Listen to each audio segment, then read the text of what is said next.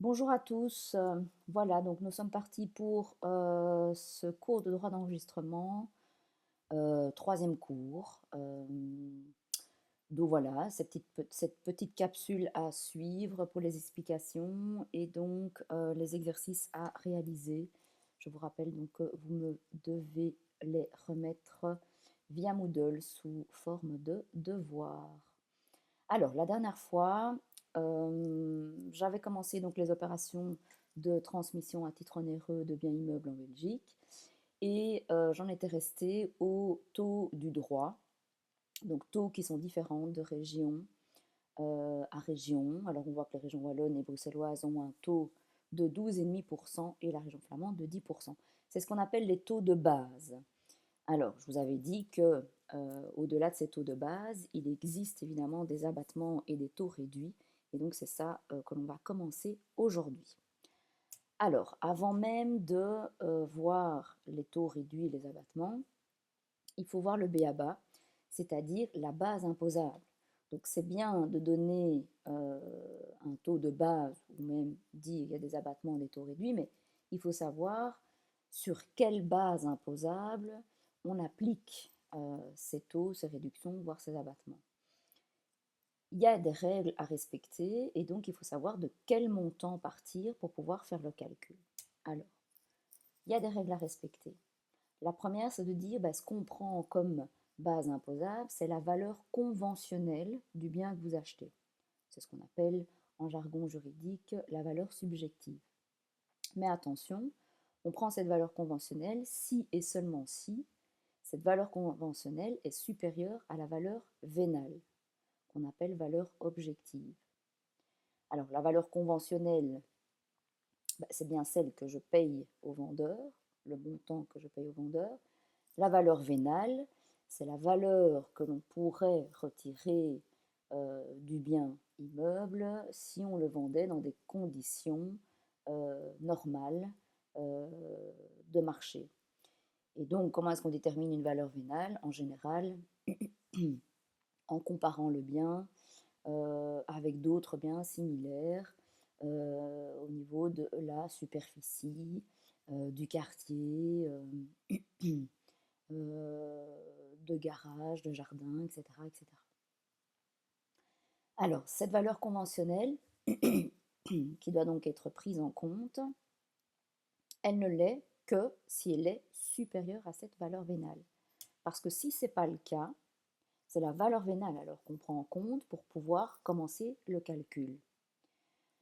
Alors, vous allez me dire, oui, mais je pourrais très bien faire une bonne affaire. Oui, c'est vrai, si vous faites une bonne affaire, donc si par exemple, vous achetez un bien immeuble, je ne sais pas moi, à 350 000 euros, et que la valeur vénale de ce bien est en réalité de 400 000 euros, c'est sûr que vous avez fait une affaire. Mais ça, ce n'est pas le problème ou la réjouissance de l'administration fiscale. Au contraire, elle va dire, alors ça veut dire que si on fait le calcul, nous, administration, on perdrait de l'argent. Donc c'est pour ça qu'elle dit, vous avez fait une bonne affaire, c'est très bien, mais nous, on calcule sur base de la valeur vénale. Alors attention à cette valeur que vous déclarez, je vous l'avais déjà expliqué. La valeur que vous déclarez et sur base de laquelle on fait un calcul, l'administration fiscale peut toujours la contester et dire que ça ne correspond donc pas à la valeur vénale qui, selon elle, est supérieure. Elle a 2 ans, je vous rappelle, pour rouspéter.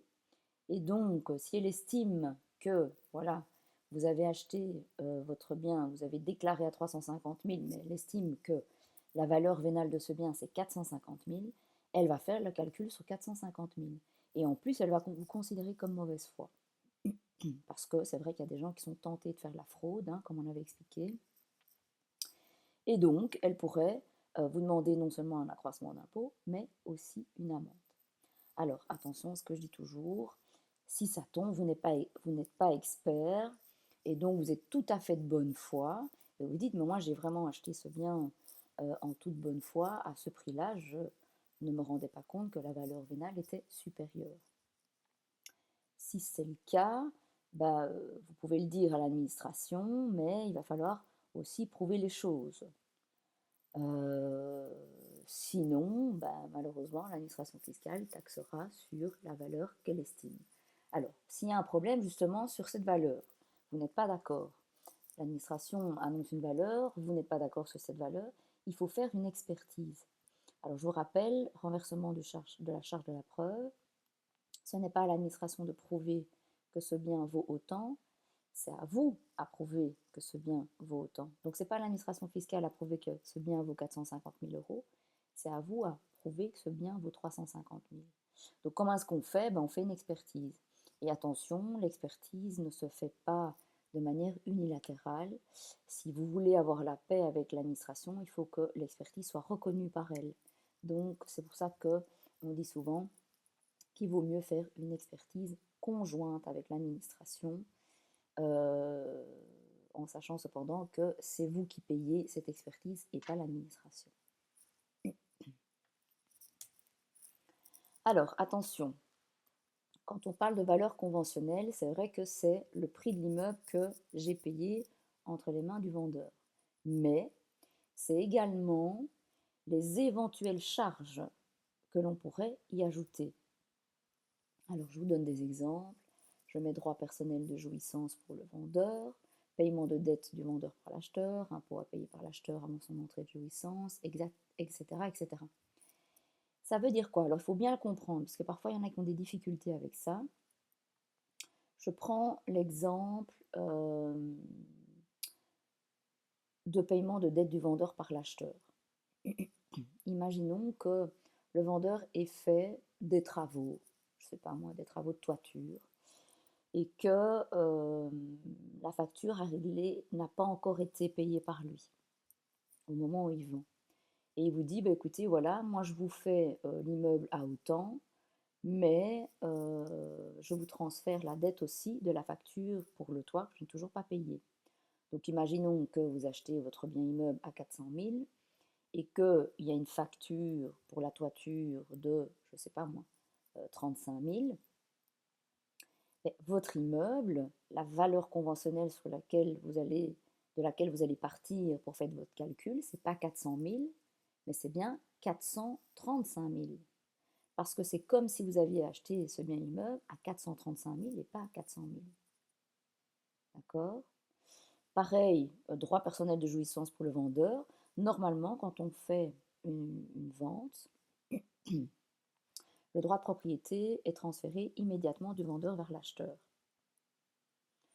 Mais il y a parfois des clauses qui disent que le vendeur se réserve encore la jouissance du bien pendant autant de temps. C'est souvent le cas quand il y a encore un locataire en fait dans le bien immeuble et que le vendeur dit voilà, moi je me réserve le droit de percevoir encore les loyers jusqu'à telle date.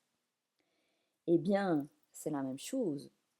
Il va falloir ajouter le montant de cette charge, donc autant de loyers qui s'écoulent, jusqu'à ce que la jouissance vous soit transférée. Donc le prêt de l'immeuble, ce ne sera pas 400 000, ce sera 400 000 plus tous les loyers qui se sont écoulés. Pareil, si par exemple le vendeur vous dit voilà, je n'ai pas encore payé le précompte immobilier et c'est vous qui allez le payer en totalité, si vous l'acceptez, pareil, c'est une charge. Donc vous devez prendre le prix que vous avez payé plus cette charge. Donc il y en a qui ne comprennent pas toujours parce qu'ils disent quoi, je dois payer quelque chose et en plus ça me retombe dessus parce que je dois payer plus de droits d'enregistrement. Oui, la réponse est oui, puisque c'est logique. Ça veut dire que ce que vous payez pour acquérir l'immeuble est plus élevé en réalité que le prix simple que vous le remettez entre les mains du vendeur. Donc soyez attentifs à ça. Alors, dernier point avant de faire ces exercices. En cas de transmission d'usufruit et ou de nue propriété du bien immeuble, la valeur vénale se calcule en tenant compte de ce démembrement du droit de propriété, sauf si le vendeur se réserve à lui-même le droit d'usufruit. Alors, ça veut dire que si vous êtes dans un achat pas de pleine propriété, mais de nue propriété ou d'usufruit, c'est sûr que si vous achetez la nue propriété ou l'usufruit, ça ne vaut pas la même chose que la pleine propriété. Donc on estime que faire le calcul, ben, ça va se faire sur effectivement la valeur en nue propriété ou usufruit que vous achetez. Donc on tient compte de ce démembrement du droit de propriété pour faire le calcul. Vous allez me dire c'est normal. Oui, c'est normal puisque ça ne vaut pas la pleine propriété. Sauf que si le vendeur se réserve à lui-même le droit d'usufruit, eh bien, malheureusement, on va prendre en compte, pour calculer les droits d'enregistrement, la valeur en pleine propriété. Alors, pourquoi est-ce qu'on fait ça? Ben, c'est parce que l'administration fiscale est méfiante vis-à-vis de ce genre d'opération. Parce qu'en général, ce qui se passe, c'est que un vendeur qui ne vendrait que la nue propriété, sans autre clause de viager ou quoi que ce soit, c'est souvent un parent qui se garde l'usufruit et qui vend, entre guillemets, la nue propriété à son enfant. En réalité, ce sont souvent des donations déguisées. Et donc, du coup, l'administration fiscale n'accepte pas ça et dit, ben, si on se retrouve dans ce cas-là, les droits d'enregistrement vont se calculer sur l'entièreté du montant considéré comme si le bien était acquis en pleine propriété. Alors, vous me faites les exercices sur cette base imposable. Vous prenez votre livret d'exercices et vous faites l'exercice 2. Et donc, dans cet exercice 2, de A à E, je vous demande pour chaque cas que j'indique de me déterminer le code de droit d'enregistrement qui sera applicable, classique, et les droits qui vont être dus, donc en appliquant ce taux de base que je vous ai expliqué, parce qu'on n'a encore rien vu d'autre. Alors, vous me justifiez votre réponse, ça veut dire que je veux avoir le calcul détaillé. Conseil à l'examen, mettez toujours votre calcul détaillé. Voilà, je vous laisse faire. L'idéal, c'est de mettre pause, de faire tout de suite ces exercices, comme ça, vous êtes encore dans les explications